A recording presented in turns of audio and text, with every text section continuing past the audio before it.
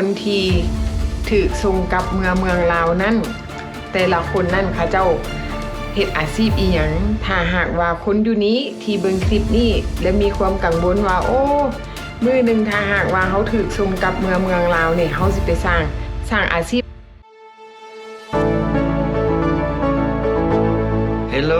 Hello สบายดีทุกคนมื้อนี้ก็มื้อตอนเที่ยงเนาะ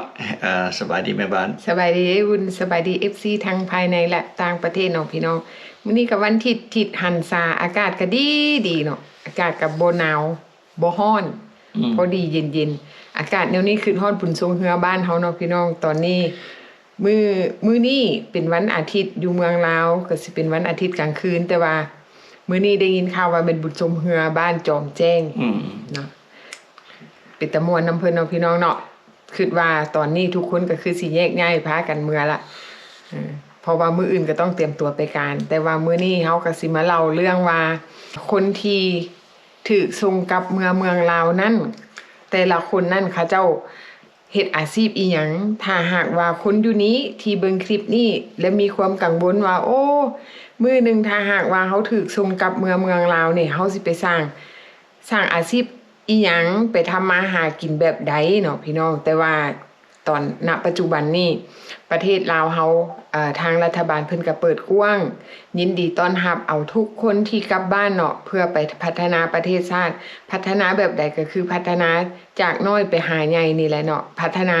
ก่อนอื่นก็เริ่มจากเฮาเองเนาะพัฒนาตนเองถ้าหากว่าเฮาพัฒนาตัวเองได้ดีแล้วทุกคนอ้อมข้างเฮาก็คอยได้ดีไปนำแต่ว่าเฮาก็มีคลิปดีๆมาให้เบิ่งว่าคนที่ถูกส่งกลับเมืองลาวนั่นเขาเจ้าเฮ็ดอาชีพหยังแดเนาะยกตัวอย่างก็คือปีเตอร์เนาะปีเตอร์นี่เราก็เป็น1ใน65คนที่เราถูกส่งเมืองลาวแต่ว่าปัจจุบันนี้เราก็ได้รับการช่วยเหลือจากโครงการของ Double Replacement ที่ให้การช่วยเหลือแล้วก็ให้สถานที่ให้เราเพื่อเปิดโรงเรียนสอนภาษาอังกฤษตอนนี้เราก็ได้เป็นครูสอนภาษาอังกฤษโดยที่เราเป็นอาสาสมัครตอนนี้เรายังเป็นอาสาสมัครเพราะว่าก็เป็นการเริ่มต้นจากน้อยไปหาใหญ่เนาะก็ซอยเหลือเด็กน้อยลาวเฮาให้มีความรู้มีการศึกษาจากหน่อยไปหาหลายตอนนี้นักเรียนเราก็คิดว่าเริ่มหลายขึ้นแล้วแม่นเนาะมีคลิปมาฝากน้อยนึงเนาะที่คลิปของเท่าพีเตอร์ที่เราสอนแม่นไปเบิ่งคลิปเนาะ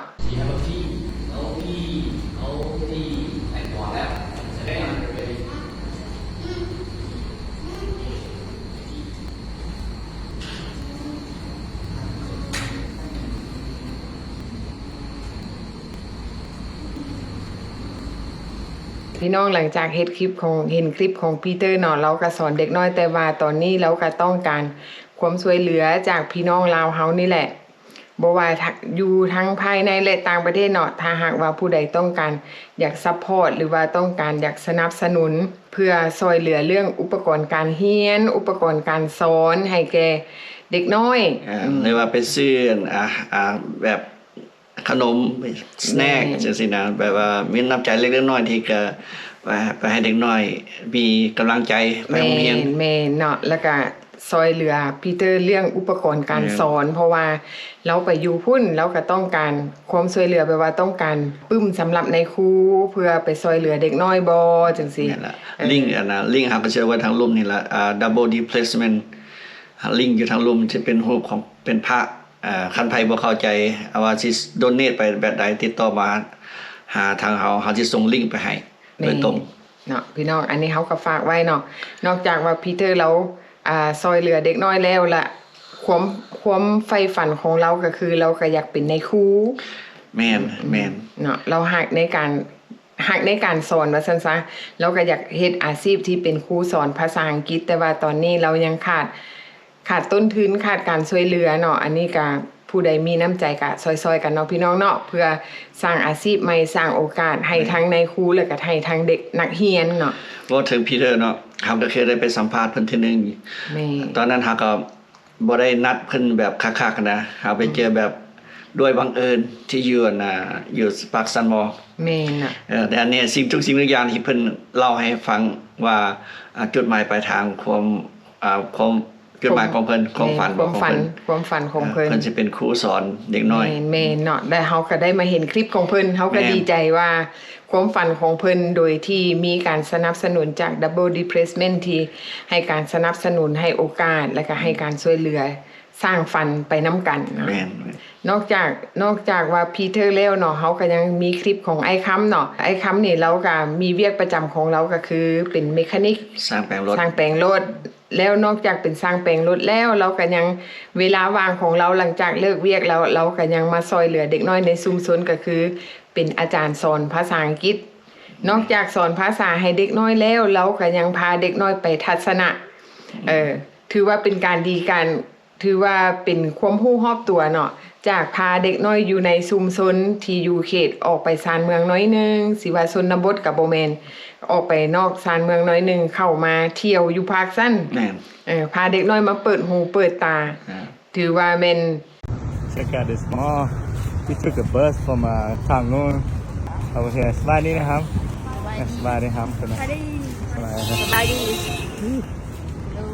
ห้องจริงเลย The mall over here. Look how big that is. ห้องจริงอันนี้So inside, check it out. ฮะเขาต้องเขาตรงไหนวะ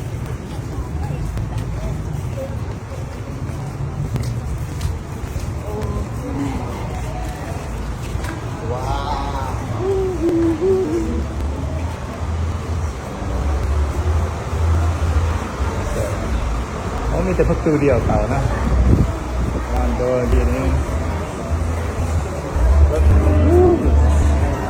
จอดบ้านเกะเรซิ่งคาร์เป็นรถตัวแกงกัน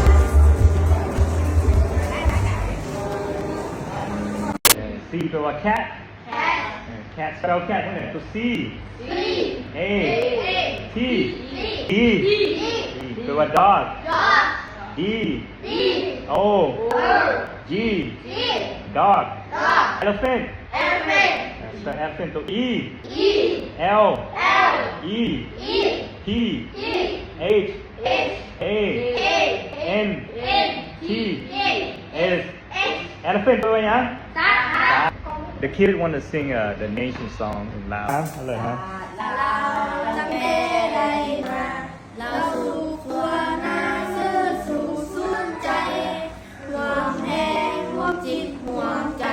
สมัครคีกันเป็นกำลังเดียวเที่ยวกันก้าวหน้าบูชาสุเกียรติของเราสมเสยใส่สิทธิ์เป็นเจ้าเราสุขสนเผ่าสร้างมือพากันโมให้พวกจักกาพัดและพวกขายสัตว์เข้ามาลุกกวนแล้วทั้งมวลสุเอกาลาสาลาวางของสร้างเอาไว้ตัดสินใจสู้สิ่งเอาใส่พาสร้างก้าวไปสู่ความพัฒนาเป็นการแลกเปลี่ยนวัฒนธรรมระหว่างไอ้คำเนาะที่เราอยู่อเมริกาเราเห็นวัฒนธรรมเด็กน้อยที่ใหญ่อยู่อเมริกาแล้วไปเห็นเด็กน้อยอยู่เมืองลาวว่าเขาเจ้าใหญ่แบบใดได้ไปแลกเปลี่ยนความรู้ซึ่งกันและกันแล้วเราก็ได้เรียนภาษาลาวนำเด็กน้อยได้เรียนรู้หลายสิ่งหลายอย่างอันที่เราบ่รู้แม่นเด็กของเราหลายๆคนเขาก็สอนได้เด็กน้อยนะแม่นสอนภาษา แม่นสอนภาษาลาวภาษาพื้นบ้านให้คำศัพท์ใดที่บ่เคยได้ยินก็ได้เรียนรู้กับเด็กน้อยแม่นแล้วก็ดีเราพัฒนาเด็กน้อยให้มีความรู้ที่บ่ได้ลงทุนไปจ้างในครูภาษาอังกฤษเนาะอันนี้เราวอลันเทียที่เวลาที่เรามีแบ่งเวลาที่เรามีวันอาทิตย์จังซี่เราก็ไปสอนภาษาอังกฤษแม่เพราะว่าหยังบางคนอาจสิว่าโอ้ยบ่อยากเอาลูกไปเรียนนำดอกเพราะว่าคนที่ถูกส่งมาอันนั้นแม่นความคิดที่เฮาห้ามบ่ได้เนาะแต่ว่าในการทำความดีเฮาก็ควรสนับสนุนเฮาบ่ควรมาเว้าย่อหยันให้มันเสียกำลังใจเพราะว่าหยังครูภาษาอังกฤษถามว่ามีบ่ก็มีแต่ว่าเฮาต้องได้จ้างและราคาก็แพงแม่นอันนี้กระเจ้าเคยบอกว่าระหว่าง2คนนี้หันได้ลมนำกระเจ้าเนาะกระเจ้าบอกว่ากระเจ้าอยากเอาเวลาให้give back to community กระเจ้าว่าก็อยากช่วยเหลือ community เพราะว่า มันออกจิตใจจากน้ำใจของพระเจ้าแม่นอันนี้ก็จะวาเลนเทียทุกสิ่งทุกอย่างแม่นมันหายากคนที่เขาเจ้าจะมาเสียสละเวลาเนาะเสียสละทั้งแห้งกายแห้งใจแล้วก็แห้งทึนแต่ว่าก็ขอบใจนำ FC หลายๆคนของไอ้คำที่แล้วก็ขอบใจนำพี่น้องคนลาวเฮาที่อยู่ต่างประเทศที่ซัพพอร์ตไอ้คำเนาะซัพพอร์ตแบบใดก็คือส่งเงินไปช่วยเหลือให้เด็กน้อยเมืองลาวได้มีโอกาสนึงมามีโอกาสแบบใดคือไอ้คำเราก็ไปพาไปซื้อปึ้มพาไปซื้อเครื่องนุ่งพาไปซื้อเกอร์พาไปซื้ออุปกรณ์การเรียนนั่นแหละอันนี้แหละคือการส่งเสริมการพัฒนาเล็กๆน้อยๆจากหน่อยไปหาหลายแล้วก็พาไปทัศนะจากเด็กน้อยอยู่เขตชนบทพามาอยู่ในเมืองได้มาเรียนรู้ว่าสังคมอยู่ในเมืองเป็นแนวใดแต่สิ่งสำคัญไปกว่านั้นเฮ็ดให้เด็กน้อยเป็นคนกล้าแสดงออกเป็นคนมีความมั่นใจในตัวเองเป็นคนที่สิว่าแนวใดกล้าเว้ากล้าแสดงเป็นคนมั่นเฮ็ดให้เป็นคนมั่นใจในตัวเองหั่นน่ะส่วนหลายเฮาคนส่วนหลายคิดว่าโอ้ที่เด็กน้อยอยู่เขตชนบทเขาบ่กล้าเขาขี้อายแต่ว่าปัจจุบันนี้เนาะมีคนหนึ่งที่สามารถเป็นลักษณ์หรือว่าเป็นแบบอย่างเนาะภาษาอังกฤษเขาเรียก role model เป็นแบบอย่างที่ดีให้เขาได้เรียนรู้เป็นคนพาเขาว่าโอ้เจ้าต้องกล้าแสดงออกกล้าเว้ากล้าวางบอกเฮ็ดให้เด็กน้อยสมองเขาเปิดกว้างแล้วก็ยอมรับสิ่งใหม่ๆเข้ามาในชีวิตถือว่าเป็นการพัฒนาที่ดีนอกจากที่เขาเจ้าไปเรียนรู้จากโรงเรียนจากในครูสอนที่เป็นหลักแล้วเลิกมาบ้านเขาก็ยังมีไอ้คำเป็นหมู่ที่ดีเป็นทั้งอ้ายเป็นทั้งพ่อกับรุ่นลูกเนาะเป็นในครูให้พร้อมเป็นในครูให้พร้อมถือว่าเป็นการเริ่มต้นที่ดีและก็ดีใจถือว่าเด็กน้อยอยู่แถวนั้นโชคดีก็ดีใจนำพวกกันที่ detainees เนาะที่ก็ยอดถูกส่งจากอเมริกาไปก็ไปพัฒนาที่มีความรู้ก็พระเจ้าก็ไปเผยแพร่ความรู้ของพระเจ้าไปช่วยพัฒนาเด็กน้อยแต่ละบ้านเนาะที่พระเจ้าอยู่ก็ดีใจนำพระเจ้าที่พระเจ้าเฮ็ดได้อันนี้ก็สมเสริญนำเพิ่นแม่เนาะเพราะว่าหลายๆคนเนาะที่เขาเจ้าเคยมีคดีมาก่อนคดีของเขาเจ้าก็ได้สิ้นสุดไปแล้วบางคนก็คดีสิ้นสุดไปตั้งแต่20ปี30ปี15ปีแต่ว่าเนื่องจากว่าระบบบ้านเมืองมันมีการเปลี่ยนแปลงเนาะกฎหมายมันก็เปลี่ยนแปลงเพราะฉะนั้นเขาเจ้าถูกส่งไปยังเมืองลาวแต่ว่าทุกคนแต่ละคนที่ถูกส่งไปล้วนแล้วแต่มีความรู้ความสามารถ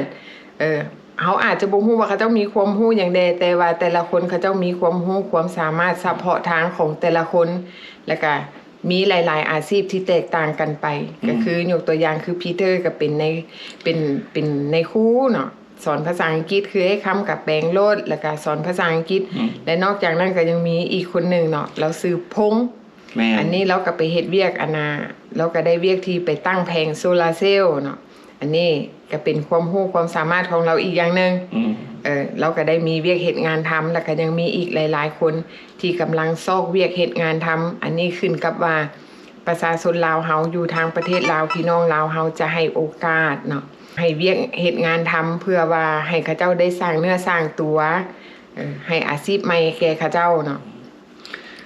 แล้วก็อีกหลายคนได้ที่จากอเมริกาที่ไปตั้งถิ่นตั้งฐานอยู่ลาวไปเฮ็ดบิสเนสนะหลายปีแล้วที่เฮาได้ไปพบสุดก่อนและสุดล่าสุดเฮาที่ฮู้คือว่าอีกผู้นึงเนาะคือเฒ่าตุ้ยเราไปเป็นแป้งเราไปเปิดร้านแป้งรถแม่นแล้วแม่นแล้วมีด็อกเตอร์ที่เพิ่นมาจากแคนาดาเพิ่นก็เป็นหมอเชี่ยวชาญเรื่องมะเร็งโดยเฉพาะเนาะเกี่ยวกับแคนเซอร์ที่เป็นมะเร็งแล้วก็มีอีกผู้นึงที่เราอยู่แคลิฟอร์เนียเราก็ไปเปิดคลินิกแคลเป็นหมอปัวแคลเนาะอันนี้เป็น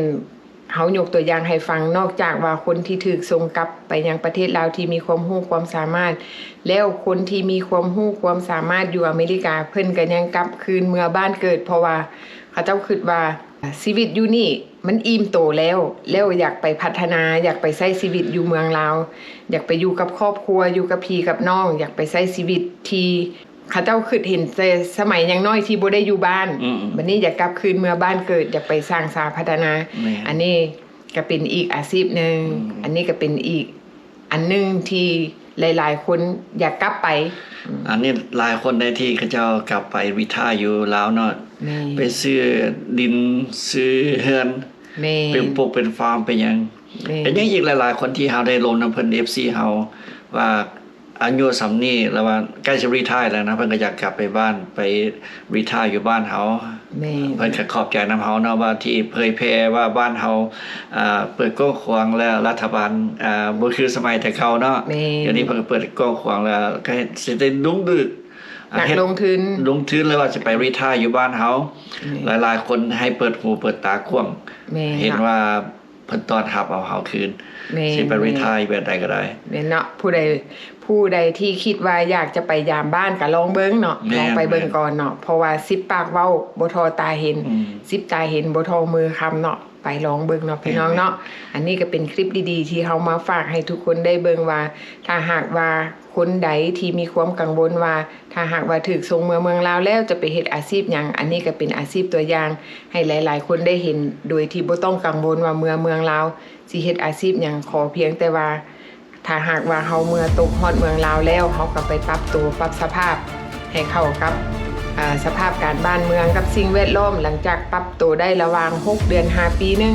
หลังจากนั้นเฮาอยากมีแนวคิดเฮ็ดอันใดอันหนึงเฮาก็คอยเริ่ม แม่น เนาะฝากไว้เนาะพี่น้องเนาะพอกันใหม่คลิปหน้าเด้อสำหรับคลิปนี้ขอลาไปก่อนบ๊ายบาย ๆบ๊ายบาย